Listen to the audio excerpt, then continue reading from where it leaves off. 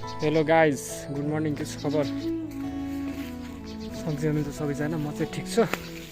आज चाहिँ मैले करेला हार्भेस्ट गर्दैछु र देख्न सक्नुहुन्छ करेला फरेछ है, सानो छ। यो चाहिँ फेरि 2-4 दिनमा फेरि निकाल्छु। करेला चाहिँ देख्न सक्नुहुन्छ यस्तो छ है। करेलाको क्वालिटी देख्न सक्नुहुन्छ। एक झोला निकालेको छु, अब होला 7-8 किलो होला। र यो जात चाहिँ फाली करेला हो र थुप्रो छ करेला, हेर्न सक्नुहुन्छ। यो लगभग उहाँसम्म करेला हो।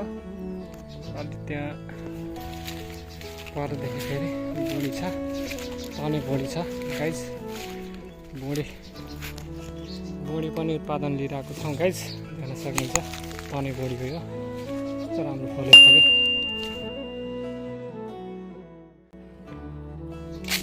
चाहिएमा सम्पर्क गर्नुहोला। प्रत्यक्ष घरमै आएर फ्रेस आफै टिपेर पनि लैजान सक्नुहुन्छ है।